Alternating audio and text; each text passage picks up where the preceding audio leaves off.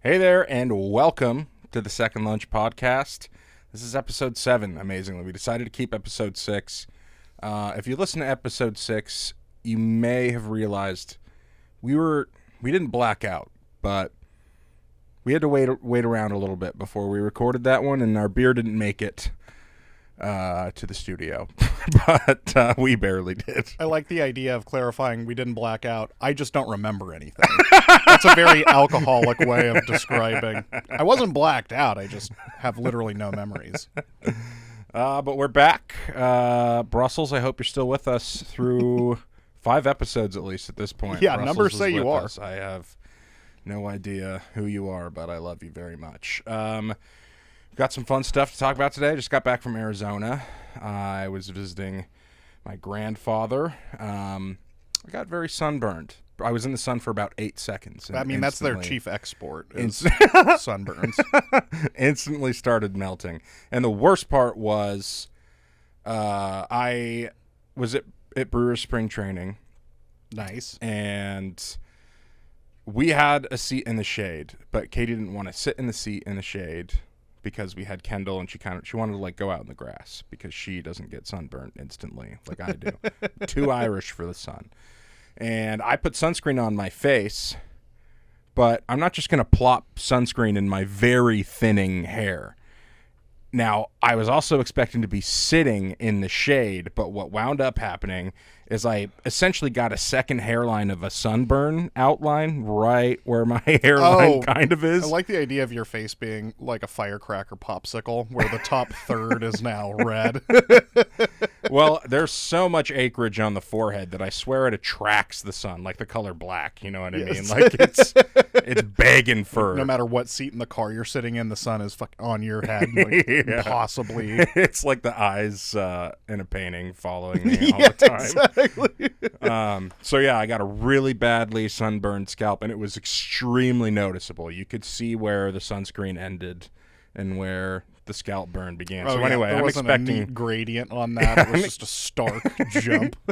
I'm expecting in the next couple days to peel off my entire scalp. That's So sort of looking like the flag of Poland here, just half red, half white. Polish and proud.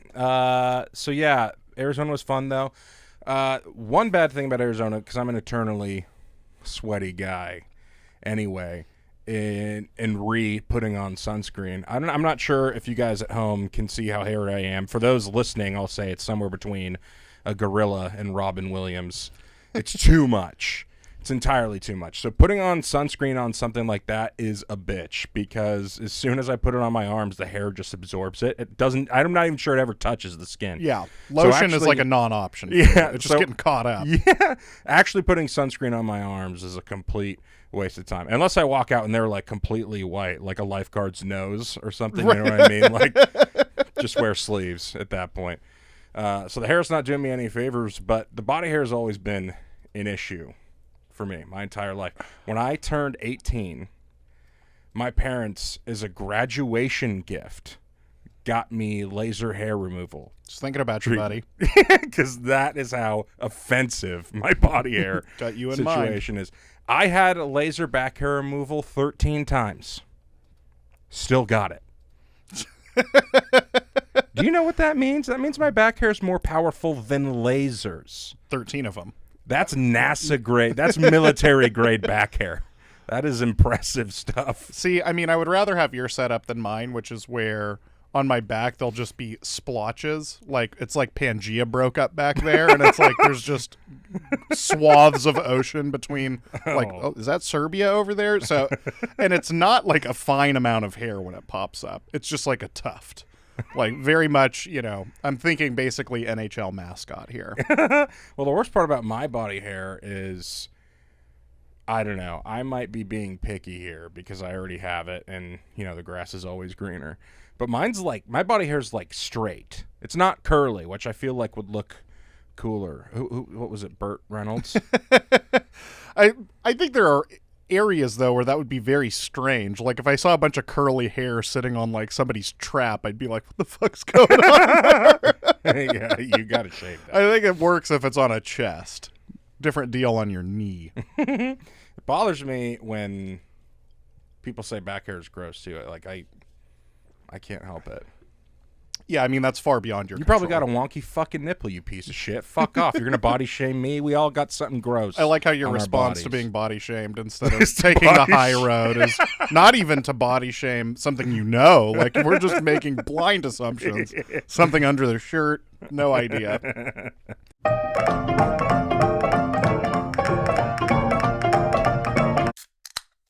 All right, I think it's time for some Tinderella questions. Seamless transition. Oh yeah, it's going to be perfect. They won't even know I cut it. So, this first one I definitely want to ask because I know you've got something in mind. Have you ever been so drunk that you ate French fries that weren't yours?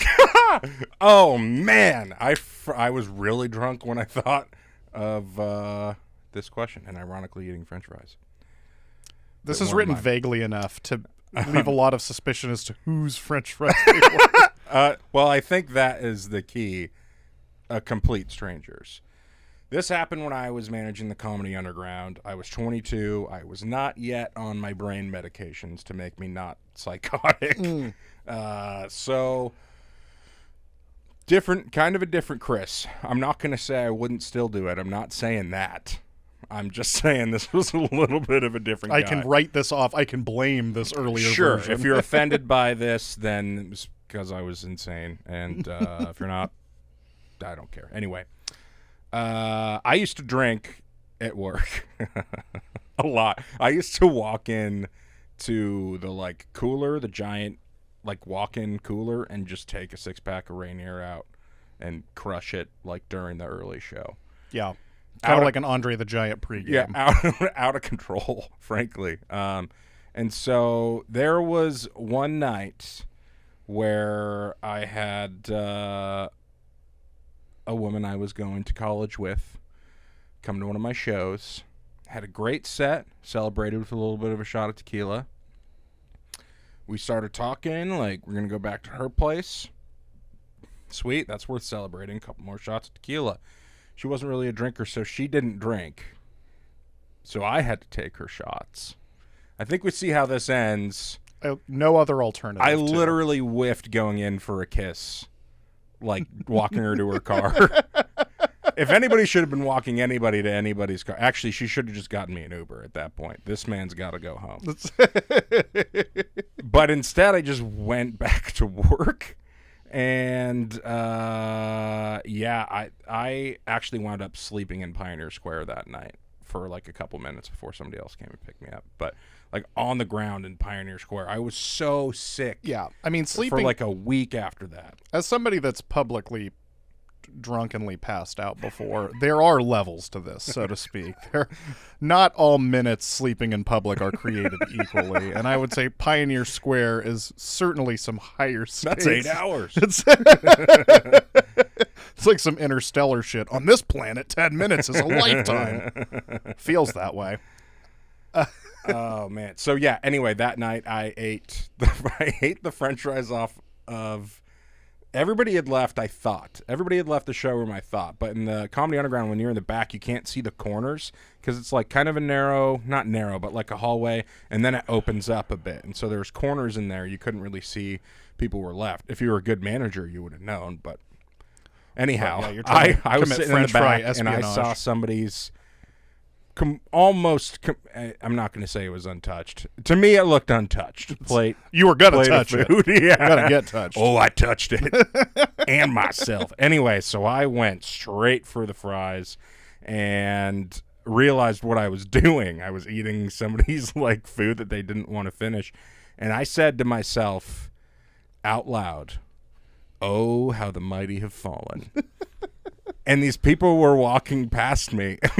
And because they were leaving and I didn't realize that they were there. And I still can't help but wonder what they must have thought of this man that sat them drunkenly sitting by himself eating food that was clearly not his because it was in one of those dish trays that the servers go and pick. Oh, so it had already migrated into the halfway house of garbage, Yeah. basically. Yeah. It was on top. It was on top. I didn't take any plates off. The of plate it. wasn't upside down. Right? Maybe I got sick from that. That's just now hitting me. Maybe it wasn't sleeping on the ground in Pioneer Square. It might have been. Yeah, this is a correlation causation issue. I was sick. I've never been that sick before. Yeah, I'm sure that what did those people think? They thought exactly what it was, which is, oh, this guy's narrating his own demise. This is somebody. This is Tales from the Brink, but it's live. Have you ever eaten French fries that weren't yours, or food that wasn't yours? Oh, I mean, I've absolutely committed some burger thefts, when you just got a sack of burgers and you're like, I'm pretty sure I can get away with like a junior bacon cheese on the slide. Like, what situation is this happening in that there's just burgers around? Well, Mike's somebody that over purchases food every time he gets an opportunity. And he actually, one time we were at Ray's Boathouse in Ballard, we were at Anthony's, and it was actually just him and my brother, and my dad ordered 2 entrees. And because of the way the man looks and because of that fucking bananas maneuver, they immediately were like, keep an eye on that guy. He's going to dine and dash. Oh, God. But luckily, my friend worked there. And he was like, no, he's not going to dine and dash. In fact, he's going to tip pretty well. But you're definitely going to want to make him another Crown and 7. You just fucking got one. Just keep them coming every 15 minutes. Yeah. If you ever make one and have an extra, I'll buy it. But so yeah, I mean, but stealing French fries from a stranger, no. I think that my fear of public judgment, basically like you were describing, would have probably prevented that move by a That was hair. the thing. I thought I was alone. That was the worst part about it. I mean, I didn't care in the moment, but now looking back on it, I'm actually amazed I remember it, to be completely honest. You've never walked past like some nachos where like half the mountain hadn't been. I look like somebody that's already had enough of their own nachos so that I don't need to be. You think I don't look that way? I don't need to be converting personal Are you stuff trying into to say the. I look like the guy who's going for somebody else's spare nachos? Well, I'm just saying, if this is Monopoly and community chest is nachos, I got to stay away, man. I cannot be involved, and I certainly can't be the one making the call that it's community chest. I don't get to. Somebody skinnier than me has to decide these nachos belong to the greater good. That's too relatable. I cannot make that conversion. It's like the last slice of pizza, right? A lot of people can eat it. I can't eat it. Yeah, No. which is funny because My BMI is too high. if anybody should eat it, it's me. I'm the hungriest. See, I look like I'm the guy that ate the other 7 to even get us down to a last slice. I cannot then commit the final pizza crime. I'm so glad I'm not the only one who thinks that way, because I'm eyeballing it, but I know it can't be me. Yeah. There's 3 pizzas, there's 24 slices, there's 5 people there. You think I haven't already run these numbers on average number of a slice? 4.8, all right? Let's see if I can sneak a 6th. Oh, man. What was the question even? Are we on Tinderella questions? Is that what Yeah, we are. This was about French fries. So, classic. yeah. So, since we're talking about food, I do want to jump to the third question, which is a hot dog a sandwich? Ooh. Oh, man. Here's the thing. This could be the entire episode. I'm going to say no. Good. Only because the bun is attached. If the bun detaches, your hot dog just became a sandwich. See, to me, it's one of those things that's more of a logical, like, think about it sort of things where, there's a reason tomato's not in your fruit salad. Okay? Even if it technically passed the bar of a definition of a sandwich, it's still not a sandwich. And the reason I know that is because if somebody asked you, do you want a sandwich? And you said, yeah. And this version of yourself is not going to ask what kind of sandwich. Just ignore that gap in the plot. But then they bring you a hot dog. You would say, what the fuck is this? Oh, yeah. I thought you were going to bring me a sandwich. And they go, yeah, a hot dog is a sandwich. You would say, then why didn't you just say, do you want a hot dog? Like, logically. No sandwich place has hot dogs. And no hot dog place I've ever seen has anything other than hot dogs. So... No, most of the places that are slinging hot dogs are, your fast food joints, your Sonics, your things like that where... Does Sonic exist? I've never seen one. Yeah, I feel like that's one of those meat grade issues. Like, you know how there's no Dairy Queens in Seattle city limits because they're whacking up some grade D beef. They can't legally be in the At least that's always been the urban legend. But yeah, there's none in Seattle proper. What? Yeah, at least last I checked. I mean, we could have got loose on our burger crimes. Dairy Queen should maybe stop focusing so much on the dairy and. I'm just saying, there's a reason the Hamburglar works for Mickey D's. Because he's like, I don't want to work for this place. I like that he considered it, though. It's illegal to even make this burger here. Stealing is then no fun. The crime is in the thrill is in the act itself. I like the theory of illegal burgers. I think that's pretty fun. Oh, yeah. I mean, and not for any reason. It's not like they were cooked without a food permit. No, they're inherently sinister from cradle to grave. How can a burger be illegal? like demanding citizenship papers. And then telling no, you can live here, but you just not in Seattle. You have to go to Enumclaw. That's the way that goes. You want to be a burger in this town, Mr. Hands. You got to get on the light rail and go as far as it'll take you. Even the light rail's like, we're not going to fucking Enumclaw. I'm certainly not dropping you off at the DQ. Yeah, that's on you. All right, if you had to be mauled to death by an animal, which one would it be? Can you guess? Are you, bear. Definitely bear.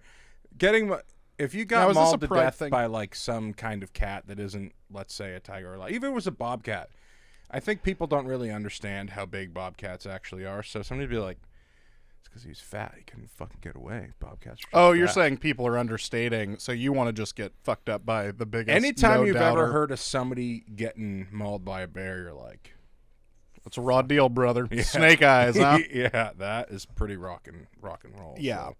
That's a hard one to top. I don't know about what I want to get mauled by. I want to get killed by a poison dart frog. Because everybody's talking a huge game about poison dart frogs. And name me one guy that's been taken out. You know, you can name people taken out by bears. Shit, I could name a guy taken out by a stingray.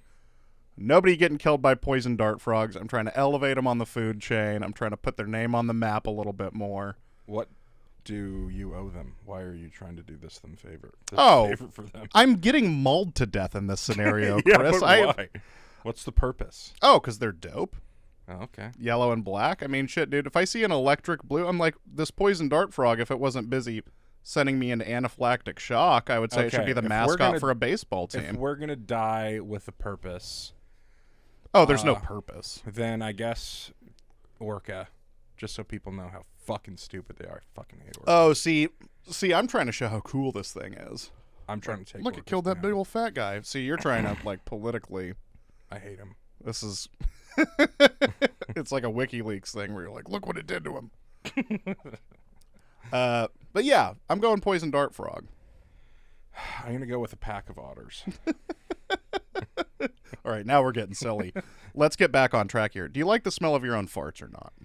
You see, I don't think this is something people want to admit. I'm not going to say I like it, but it does strike me with pride sometimes. You know what I mean? Like every once in a while, you let one go and you're like, wow. I mean, either my body is in distress or it's trying to communicate. Yeah, I find things more worrying these days than anything. Yeah. Like, oh, that just reminds me. I was thinking we went through a little bit of turbulence on the flight back from Arizona. Oh, that wasn't a euphemism. Okay, and, it reminded me of how I think might have been the last episode we're talking about, like having a spook heart attack, like just. Oh yeah, even a scary movie might take me.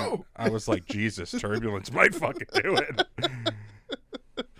I like how what made you think of that, too, is the caliber of fart we're describing. In theory, that could give you a shock death.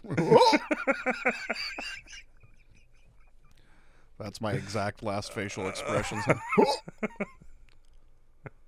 So I assume it's a yes for you. It's a yes for me, but again, kind of coming back to the prior thing with having a 4-pet household, you know, the joy of farting has been diminished. It's an oversaturation of content. It's like superhero movies. You know, I see this shit every fucking day. I'm tired of the Marvel Cinematic Universe, and I'm tired of cat farts. My own personal prison. Okay. What's the best Wi-Fi name you've ever seen? And this is it for Tinderella. When I was living in Bothell, somebody had changed their Wi-Fi name to FBI Surveillance Van. And I thought that was really funny. I also stopped looking at porn on Wi-Fi. They had me going for a little bit there. I was like, oh, that's funny, or it's real. My two favorites are, my brother's is just waifu, which I think is funny. But I also saw one that was fart fart. Not fart, but fart fart. And I don't know. There's a beauty in the simplicity. I have a bunch It's of... anaphora, it's repetition. I have a bunch of different names for my... God, why can't I think what they're called? Those... Testicles. Google... Just two names. What those like Google things you plug into your TV and like cast to? Chromecast. Oh, yeah. Yep. Because you know that those like appear with Wi-Fi names for other people. So one of mine is Fuck Dungeon. Mm. And See, this is like the name Grum. Too many U's. It just sounds... there's an ugliness to those vowels. Oh, that was also like my contact. Like if people were like, oh, what's your address? I would just send that. And it was Fuck Dungeon as well. Oh, now see, that rang a bell. I know Fuck Dungeon. Gets a laugh about 60% of the I think time. I met that guy. Yo, soy Fuck Dungeon. Which translates to I soy fuck.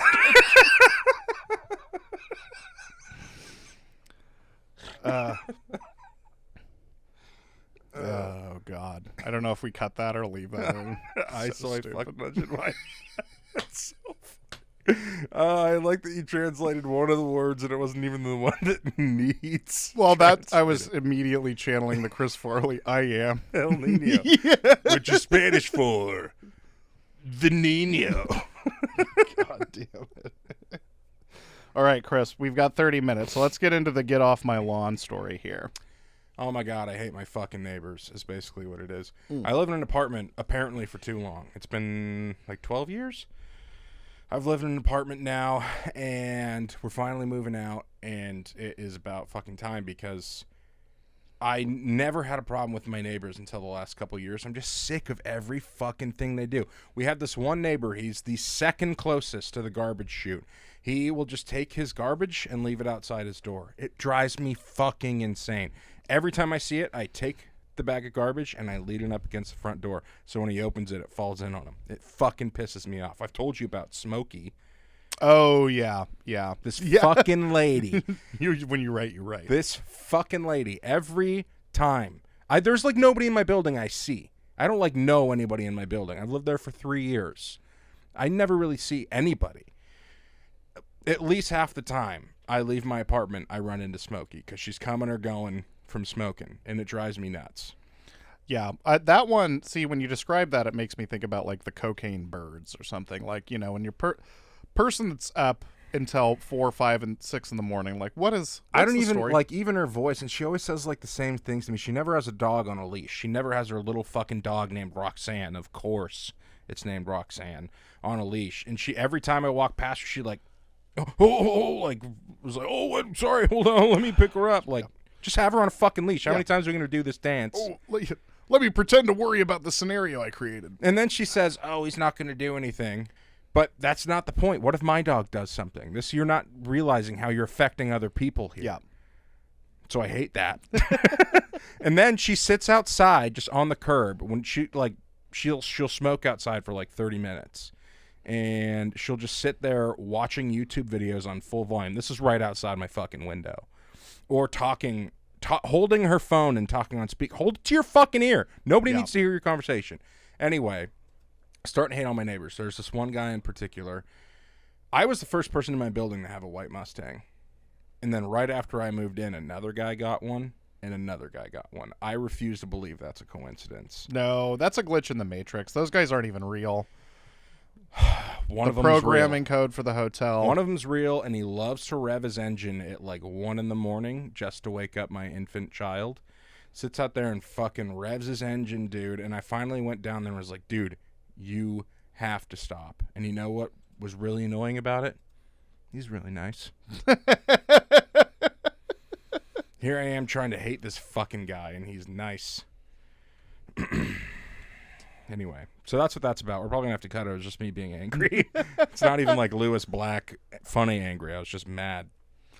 Yeah, I mean, admittedly, I can't add much to it because... Oh, my God. We didn't even talk about my upstairs neighbor. He's making noise at all hours. Just an eternal noise. But I don't even understand what some of the noises He's like are. permanently assembling bunk How beds. could you possibly use a hammer that much? And why at 1 a.m? It's just Jeffrey Dahmer stuff, is what I keep thinking. I'm waiting for the blood to drip through the ceiling.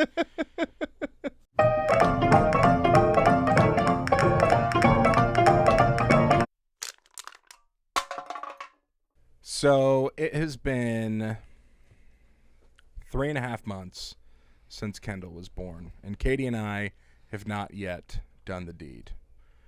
Again, obviously. And I want to. I'm also not going to pressure her into it. Her body's still recovered. Dude, I was there, and I don't want to get graphic here, but some things changed in the process. Have you ever pulled apart a grilled cheese? Like this, you know? Yeah, I'm afraid to answer yes based on the lead Anyway, in. it was kind of like that. And the doctors were working on her for a while afterwards because she hemorrhaged because it was fucking gnarly. And I don't know. I still haven't seen it. I'm pretty sure it probably wasn't put back together the same way I remember seeing it. But It's like riding a bike. she keeps wanting to have sex, but she's not on birth control right now. And every time she's like, you want to go, I'm like, oh, fuck yeah. But she wants another kid. That's what this whole thing is about. She's just trying to trick me into another fucking baby. Appreciate the one you have right now. Why do we have to do this? I also like the idea. I mean, if I were to trick Chris into doing anything, I would use sex. But how perfect that her exact need lines up with exactly what Chris wants the most. It's not like you're using sex with Chris to like get a Thanksgiving dinner made where you're like, how do I factor this into the equation? No, if anything, I'm the one being withholding. Like I'm gonna start getting stuff out of her. Shoes on the other foot. Yeah, it's not good, especially because I'm not good at not having sex if somebody asks. So, well, this is eventually. okay. Now I've got a follow-up question to this because it fits in nicely. You wanted to talk about fear boners. Now, does your fear of a second child, does that, this seems like it could... God. So fear boners are weird because it's a little bit of a misnomer. It's like not a fear boner to me. I think this is the common understanding of the term. Oh, is like consult the dictionary. is when like somebody too attractive for you wants to have sex with you and your cock's kind of not working with you. Like it shouldn't really be called a fear boner because it's just not a boner. No, you just basically got called up to the major leagues on short notice. Yeah, and your dick's like, we're not going to waste any blood on this. I think this is fake news. Yeah. This can't be real. He's just cranking it a third time on a Tuesday again. Yeah, there's something suspicious about this person wanting to have sex with you. And so, yeah, that's a fear boner to me. I was just wondering if you were familiar with fear boners. No. I mean, I was. This is like build a better baseball player. I was thinking of it in far more naive terms, where it's just like I'm on the train tracks and I hear it coming and I'm like, whoa! I don't know. Wood. It's kind of like for me, there are certain things I can crank it to, and certain things I can't. Like there has to be a realm of possibility for me to be able to do it. So you're talking about the realm of possibility for imagination. Are you Amish? Are you cranking it off of the old imagination here? Yeah, sometimes. You can't go porn all the time, dude. It'll frig your brain up. Oh, I mean, my brain is frigged up. I mean... What? You've never jerked it to Katie's mom?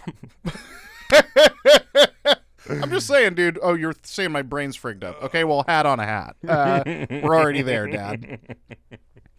Yeah, I don't know. It's good. It's also weird thinking about how all that works anyway. Like, if you're watching something on your phone, you're not really, like, you're literally getting off to a telephone in reality. I know. AT&T is fucking sick. Sweet technology. Fucking Ma Bell figured it out. I could get better service in Spokane, but other than that, it's pretty sexy. X-Hamster's coming through loud and clear. Turns out I was connected to my Bluetooth in the living room. That's the other thing. Brains are crazy. Like, you can think about something so much that it makes you fucking come. Your own brain. You're jerking it to your own brain.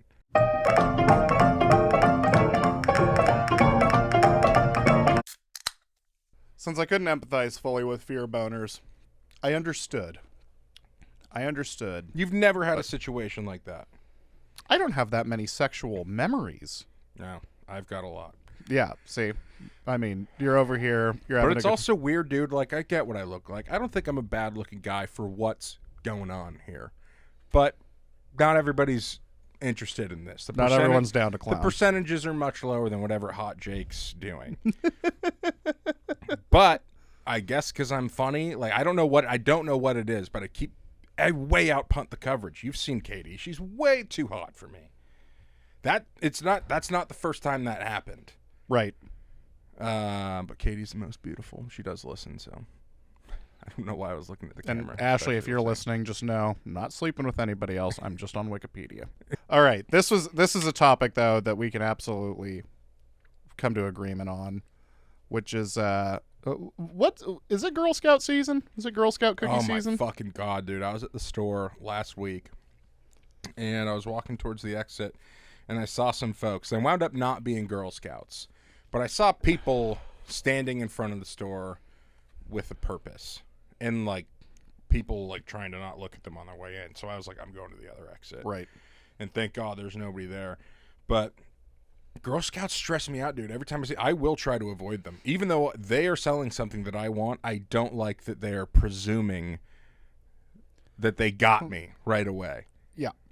Yeah, they basically see you like your dollar signs. Exactly. Yeah. See, you're the bachelor Treat party me like a walking into the person, strip club. woo me. See, the thing that would always kill me is I always want to get them. And I don't even know if the times have changed because I'm so anxious about it that I refuse to talk to another Girl Scout. It's been like 6 years. But they're cash only. And it's, like, again, can the Girl Scouts get a square card reader? I am just not prepared. I came in here to buy 96 beers, okay? And I was certainly not going to do that with cash. Like, me buying 3 racks of Coors Banquet means I have no money. I'm buying cigarettes on credit, okay? I've written a post-dated check for weed before. I do not have cash on me. Thank you. Logo with Coors.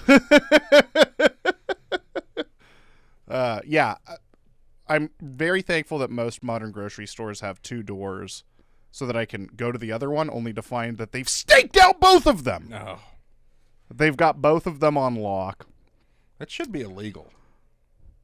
I like, for all the crimes that we could propose, that the first one targets like a small girls charity organization. No.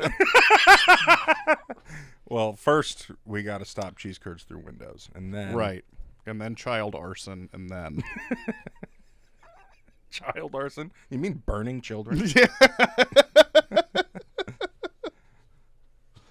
yeah. Sorry, Chris, I'm getting sloppy here. Sloppy Joe, sloppy Joe. I'll set you up for this next one to the best of my ability. Since we're talking about Girl Scout cookies, I feel like that plays really well with just being in Wisconsin, what it means to have family from Wisconsin. Okay. Yeah, so I am not from Wisconsin. Everybody assumes I am because I'm a big Packer fan, Brewers, Bucks, all that good Bratwurst. stuff. Fat, beer, all these things that are kind of synonymous with the great state of Wisconsin. And what I always tell people when they ask is, I'm not from Wisconsin, but my mom is. And anybody who has a mom from Wisconsin understands that even if you're not from Wisconsin, if your mom's from Wisconsin, you're from Wisconsin. That's just, it's different. Right. That's how you're raised. And I was trying to communicate this to my grandfather, actually. He tried to give me a beer in a glass. And I was kind of like, eh. He's like, you want a glass? I was like, it doesn't. I feel like a fraud. Yeah. Just give me put the aluminum on my lips. That's what. Give me a can. I don't even want to drink out of a bottle, frankly. Even that feels too classy sometimes. Koozies as fancy as I get. Honestly, I feel like I was conceived in a bowling alley. Like, not actually, but it just feels like home. You know what I mean? Like, there's more neon beer signs than patrons. That type of place. Yeah, when you walk in and the smell just reminds you of third grade, and you're like, I don't know why, but all of a sudden I'm back in elementary school. Yeah. I think that's all I have for that.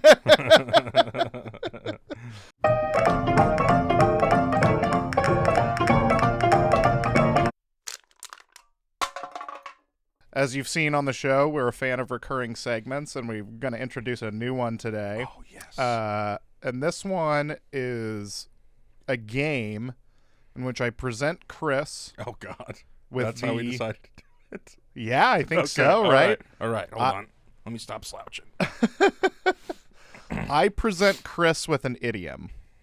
Some turn of phrase. And Chris tries to guess the etymology, the origin of the turn of phrase. So today, Chris, I'm going to ask you to guess the origin of the phrase balls to the wall. This has to be about testicles. Has to be about testicles. I don't know where the wall comes in or what the wall means. But your testicles are slammed up against them.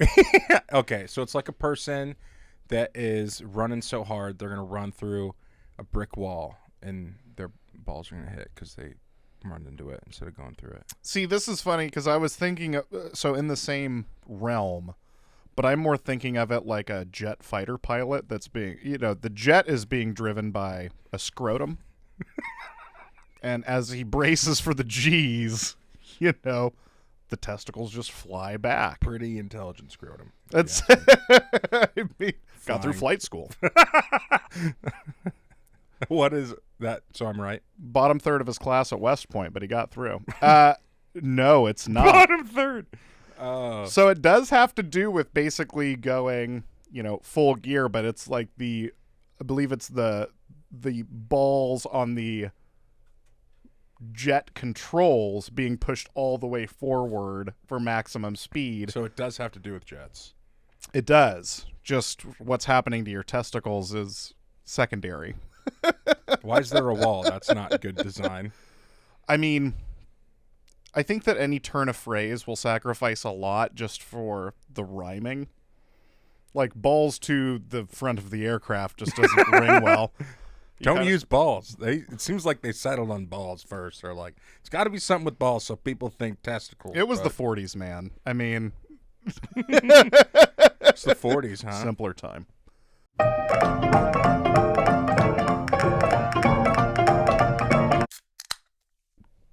We've talked a lot about the different things that I search on Wikipedia, and sometimes what I search is just to kind of see what's on there for something very basic. So the other day I just decided to search food. What's it got to say about food? Let's get the skin. It presents me with this feast image with almost dyed out colors. Oh my God, was it that one you sent me that looked like it was taken by the Costco photographer? Oh yeah, like Costco somebody's last known living photo. Like, oh yeah, slap that on a milk carton. Why is everything black? Well, who's eating a hot dog in a dark room? But in that quest, I got down in a wormhole. Somehow I ended up on the time when the Beatles were in India. So let's jump cut over to that. Okay. And it turns out that when they went, Ringo had 2 suitcases with him. One suitcase with his clothes, and one suitcase full of Heinz beans. Heinz beans? Yeah.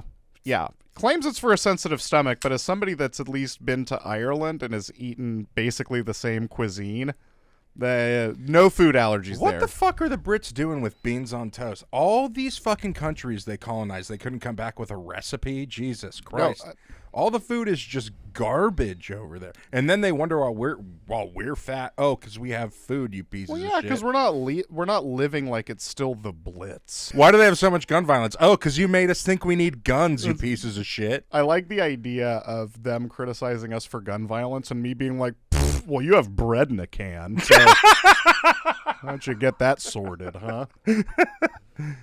They should get that sorted.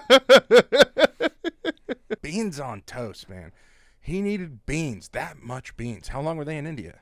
A couple months, but the in fact that that case, one suitcase of beans is not enough. I like how we've now, like, it's like a parabola. Like, you either need 0 beans on this trip, or since it's 2 months, you need far more beans than you've planned for. I'm just thinking about having to ration the beans. It's like Uncle Dave with Mountain Dew. Like, how many cans of beans can I have in a day? Which again, always begs the question that when you're rationing, what would that mean in a world with unlimited beans? If Ringo is just given the keys to the bean kingdom, is he going through, like, 14 cans a day? I get it, though. There is one cuisine that I can't get behind. Indian food. I like spicy food, like spicy hot food. So, Thai food, all sorts of, pretty much any other Asian cuisine I'm down for. But Indian food is very, like, spicy, like spices. Spicy sits with me wrong, man. So I kind of get trying to avoid that.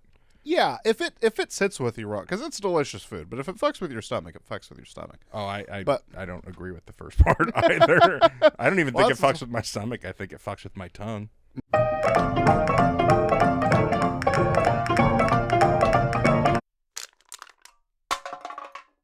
Well, I've talked to you about how my dad, for years, grew pot in the basement. And my dad, so as to not dip into his own supply, he would create this substance called grack, was what he called it, because he's a fucking idiot. It's called keef. Basically, you just take dried weed leaves, you rub them through the silk screen, THC powder falls through when you sift enough, and you can throw it like on top of a weed bowl, get a little bit more high. Well, Mike decided to just only smoke grack because God. He is a man of extremes and of little intelligence at times. So not only that, but this is a person that could afford a pipe, especially like a $10 glass pipe. But what does he have? Perfectly good Foster's oil can. Might as well punch a few holes in that and get some aluminum paint on the old brain wad.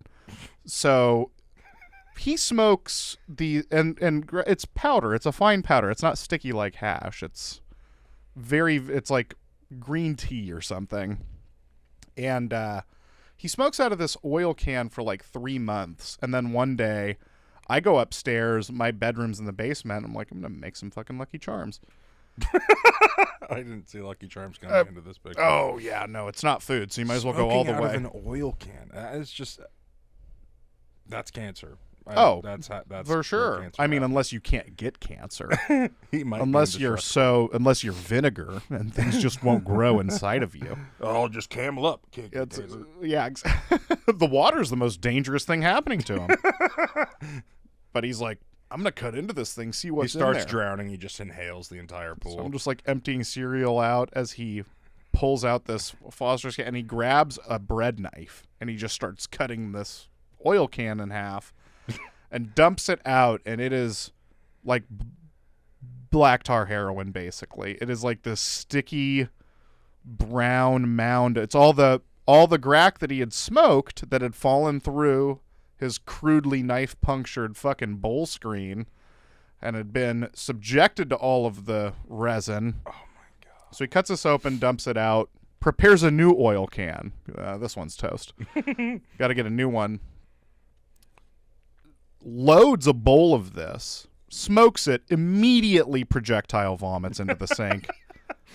He's like, oh, that was a bad idea, buddy. Like, all right, I'm going to finish making this bowl of cereal. It all happened in like 25 seconds.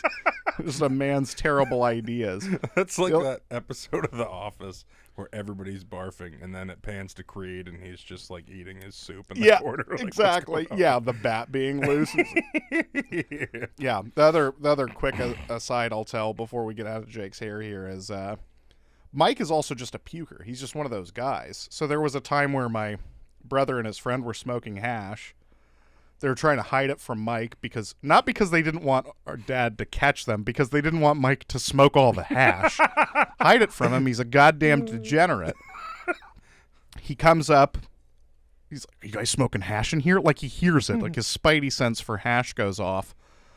And he's like, yeah, we're smoking hash. They hand over the pipe bowl to him. He smokes it, immediately pukes, runs off, disappears for the night, and they're just sitting there holding this pipe bowl going, is this hash okay? That's it for my Mike stories, though. Well, been another fantastic episode, folks. Thank you for joining us for episode 7. I think it's been a pretty good one. Don't have to trim too much fat. That hurts been horrible. It's like burp straight into the mic. Don't have to trim too much fat, I hope. As we have to redo the outro. No. And but yeah, thanks for tuning in again. Episode 7, it's been a hoot, and we will see you guys next week. Bucks and 6. Bucks and 6.